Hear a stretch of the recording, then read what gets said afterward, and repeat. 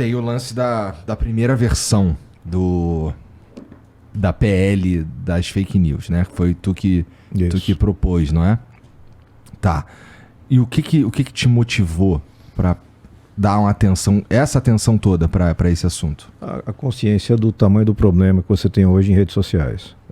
Eu sou delegado de polícia de carreira, né? Então, uma das coisas que eu fiz na polícia foi delegacia de crimes cibernéticos. Então, essa coisa que hoje você vê muito na mídia, estupro virtual, roubo de dados, essas coisas todas, eu já vivenciava há 10 anos atrás. E não é fácil lidar com as empresas, porque as empresas não ligam para isso. Elas ligam para o fluxo e para o lucro delas. Uhum. Então esse foi um ponto. Segundo ponto foi a grande interferência que você teve do algoritmo em eleições fora do Brasil. Mais até do que no Brasil. O pessoal atribui muito a eleição do Bolsonaro a redes sociais, mas na realidade não. Você tinha uma frustração muito grande do brasileiro.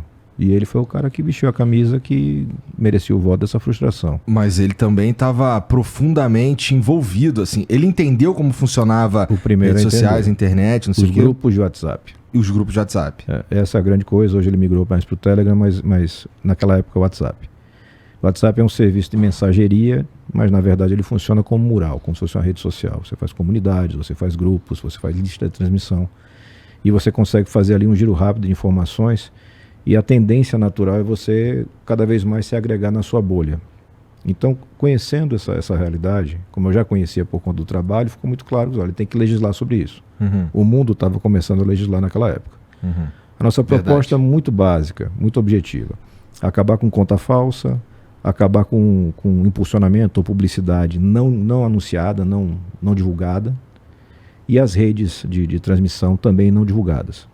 Essa era a coisa, são as ferramentas da desinformação. Tá, peraí. Não tem uma linha falando de conteúdo no projeto. Tá. Uma linha. Mas aí, olha só, ok. É que isso daí, vamos lá, pelo menos talvez seja complexo para as pessoas entenderem. Você falou 3 coisas aí que são os focos, na tua opinião, da PL. Cara, isso aí, com a tua vivência nos crimes cibernéticos e tudo mais, que te indicaram esse caminho, eu suponho. Sim. Né? Tá.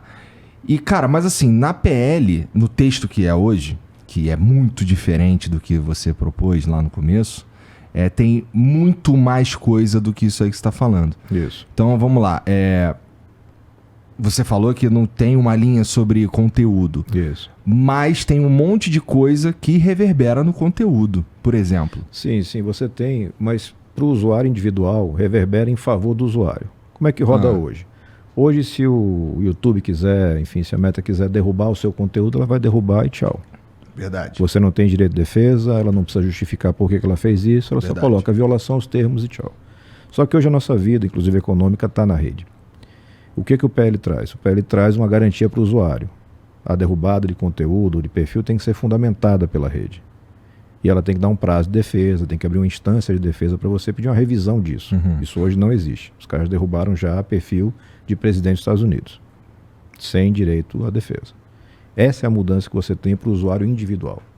Agora, para o cara que faz publicidade, para o cara que usa impulsionamento, aí muda. Porque você precisa ter esse impulsionamento divulgado, você não pode usar mais contas fantasma, contas falsas. Isso muda muito. O que acontece? Você entende disso muito mais que eu. Se eu boto uma rede de robôs para curtir as minhas postagens, o algoritmo entende que eu sou importante e me dá mais alcance. Uhum. Essa máquina começa a rodar e depois ela fica orgânica, mas ela começa artificial. É importante para o usuário final, especialmente para o cidadão comum, ele saber que existe esse impulsionamento. Olha, alguém está pagando para você ver isso aqui. Não é porque o negócio é legal, que chegou na sua mão, ou porque é verdade. Essa é a grande sacada do que a gente trabalhou lá atrás, ouvindo muita gente técnica, que era não entrar na armadilha do conteúdo, discutir o que é verdade e o que não é verdade. Isso não cabe fazer numa lei, não tem como fazer numa lei. Previamente eu vou dizer se você vai falar a verdade ou não tem como. Só Alexandre de Moraes que consegue adivinhar às vezes, mas tirando ele, ninguém consegue. Você só consegue fazer a prevenção das ferramentas. Para quê? Para que fique valendo o que está na Constituição. Liberdade de opinião, vedado anonimato. Eu tenho que ter direito de localizar você se você cometeu crime. Hoje isso não é garantido. Então, a gente mexeu nas ferramentas, claro que depois o projeto andou muito, ele ficou na gaveta um tempão. Uhum. O deputado Orlando Silva tirou da gaveta, enfim, relatoria, já fez várias versões, eu dei uma olhada agora na última versão do relatório, realmente acrescentou uma série de coisas, mas ele continua sem invadir a liberdade de opinião. Você não chega na regulação do que você pode ou não pode postar. Ele estabelece, ele sugere um dever de cuidado para a empresa. Diz, olha, se você foi alertada sobre o conteúdo e você continua dando vazão, você vai responder junto. E essa talvez seja uma coisa importante de se fazer. Lá atrás, quando surgiu a internet, naquele espírito de internet livre, um espaço aberto, você teve tanto aqui como nos Estados Unidos regulações parecidas. Aqui é o artigo 19 do Marco Civil da Internet. A empresa não é responsável. O responsável é o produtor de conteúdo. Só que hoje nós sabemos que a empresa não é neutra. Ela impulsiona, ela direciona, ela estabelece sistema de recomendação. Quando ela faz isso, ela se responsabiliza pelo conteúdo. Então essa é a mudança que a gente quer fazer. A empresa assumir responsabilidade por aquilo que ela está fazendo. Tá, eu suponho que colocar isso no papel na forma de lei é muito difícil. Sim. Porque, vamos lá, eu li bastante coisa, anotei um monte de coisa, conversei com pessoas afetadas, conversei com o professor Gustavo Borges, que lida muito com isso daqui também. E, cara, tem uns pontos ali que, assim, o que você está falando aí é até legal. Mas o que acontece? Tem umas paradas que ficam muito abertas. Por exemplo, no artigo 6 lá, tá falando sobre a plataforma... Ela pode ser punida no caso de um conteúdo problemático, né? Sim. Que talvez tenha a ver com isso que você falou aí agora. Isso. Hoje, a coisa funciona... E aí você me corrija se eu estiver errado. Mas hoje a coisa funciona assim. Existe um conteúdo problemático. Aquele conteúdo problemático é denunciado. As pessoas percebem que ele existe, denunciam e tudo mais. E a plataforma tem que tirar ele do ar, porque alguém decidiu que precisa tirar ele do ar. Lá dentro. Isso. E aí vai passar a ser uma parada que ela tem que tirar do ar. Na verdade, ela é punida pela existência daquele conteúdo. É isso? Só depois de notificação. Mesmo na última versão do relatório do Orlando, só existe essa responsabilização pós-notificação. Porque a notificação é a certeza de que a empresa sabia. A empresa sabia que tinha conteúdo. Vou lhe dar um exemplo concreto lá de trás. Teve uma época que rolava um negócio chamado Desafio da Baleia Azul na internet, que era de automutilação de crianças. Isso lá atrás. Esse conteúdo permaneceu nas redes indefinidamente. Esse é o tipo de situação que justifica você informar a plataforma, olha, você tem conteúdo problemático, você tem que tomar um cuidado a mais. E dentro desse cuidado a mais, fazer retirada de conteúdo, remoção, sempre com direito de defesa para o usuário. Isso me parece fundamental, porque o alcance é muito grande. Não dá para eu pegar e jogar tudo nas costas da justiça no sentido de, olha, quem achou ruim, vá à justiça, a justiça vai fazer uma ordem. Na vida real não acontece. Na PL está escrito pós-notificação? Pós-notificação. Pós-notificação. Tá bom. Vou deixar anotado aqui. Porque isso é importante, na minha opinião. E, cara, assim, aí tá legal. Existem esses conteúdos que eles são claramente problemáticos, como esse da Baleia Azul. Isso aí é claramente problemático. E... Bom, isso foi em que ano, cara? Isso faz um tempão, né? Isso faz um tempão. Uns 12 anos. Eu acho que hoje as coisas estão muito melhores, assim, do ponto de vista de como as plataformas elas se autorregulam. Acho que tá muito melhor. Ano passado eu soube que elas já prestam muito mais atenção nas coisas. Mas, cara, existem coisas que elas não são necessariamente... Elas não são tão claras assim, né? E quem é que cuida desse tipo de coisa? Qual que é o órgão? Quem que é o cara que vai olhar e vai ser o cara que põe em efeito esse tipo de coisa? Isso é muito interessante. Na versão enfim, na última versão o Orlando tirou isso, mas na anterior tinha uma espécie de autoridade independente. Que a galera tava chamando de Ministério da Verdade. Ministério da Verdade. Mas quando você olhava o que estava escrito lá, não tinha nada a ver com o Ministério da Verdade.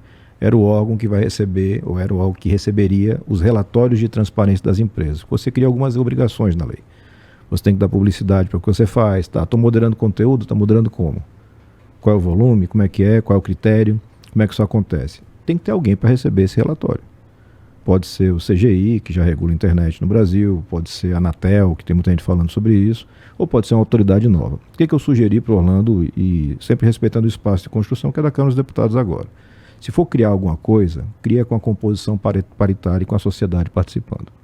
Não joga no colo do executivo, porque sempre vai ter um viés ideológico. É. Claro, se você jogar no executivo não tem como. Sim. Então você tem que fazer uma coisa mais independente, é interessante, talvez vinculado ao Congresso, não sei. Pode funcionar bem. Mas não pode entrar na discussão de conteúdo. Tudo que você tem dentro do projeto de lei, quando fala em conteúdo, fala vinculado aos termos de uso da plataforma, que é o que eles já fazem. Uhum. Eu coloco uma camada de segurança para os usuários, olha, você vai ter direito de defesa, você vai saber por que derrubaram o seu conteúdo, mas ele só vai cair se for em desacordo com o termo de uso que você assinou junto com a plataforma. Uhum. Fora disso, justiça. Justiça você não pode, constitucionalmente você não pode tirar nada do alcance da justiça. Mas é sempre dentro de um passo a passo. Então, assim, se você tira um pouco o preconceito com o projeto, no sentido, porra, vão tumultuar meu trabalho, vão cercear minha liberdade, e para ver o que ele tem de verdade, você percebe que você tem proteção ao usuário, você tem obrigação para cima das empresas que ganham dinheiro para caramba, já tem condições de controlar tudo, controlam tudo, mas controlam como eles querem. O cara diz, eu não quero um órgão independente brasileiro fiscalizando nada. Mas você aceita a multinacional fiscalizando? Felizão. Aí tá bom para você. Parece a Dilma reclamando quando hackearam os e-mails dela do Gmail. Você é presidente da República, usa Gmail, pô, como é que você quer sigilo no seu e-mail? Não tem. Então, assim, tem algumas coisas que é muito... esse desconhecimento do que é hoje a internet. A internet é um super negócio, ele é totalmente enviesado de acordo com interesses econômicos e eventualmente ideológicos. Hoje você tem alguns estudos nos Estados Unidos mostrando um viés ideológico de algumas plataformas mais progressistas, na campanha Trump-Biden, e que agora tem uma reversão com o Musk comprando o Twitter e jogando para cima as regras todas. Né? Então, tem esse viés. Mas na lei, no PL, tá muito em aberto esse lance de quem vai regular essa parada. Tá, mas tá assim, tá super em aberto. Ao ponto de... Isso é muito importante. Isso é um ponto muito importante que eu acho que, inclusive, precisa ser conversado antes de aprovar essa parada aqui. Porque se a gente coloca... Tá bom, a gente aprova que tá escrito assim, a ser regulamentado, alguma coisa assim, não é? Significa que a gente aprova isso aqui primeiro, depois a gente vê aqui quem é que vai regular essa parada aqui, vamos legislar de novo pra ver quem vai regular isso aqui, não sei o quê. Pra mim... até menos que isso. E quando se diz regular depois, pode ser decreto. Pode ser só o executivo regulando. Exatamente. Então, assim, eu acho que com toda boa fé, com toda boa intenção, o deputado Orlando avançou muito em uma série de fatores, e quanto mais você avança, mais você tem que negociar. E vai virando a coxa de retalhos. Quando você está legislando sobre uma coisa complexa, o ideal é você falar o mínimo possível. Objetivamente, os pontos que são fundamentais. O que é fundamental? Não posso ter conta falsa.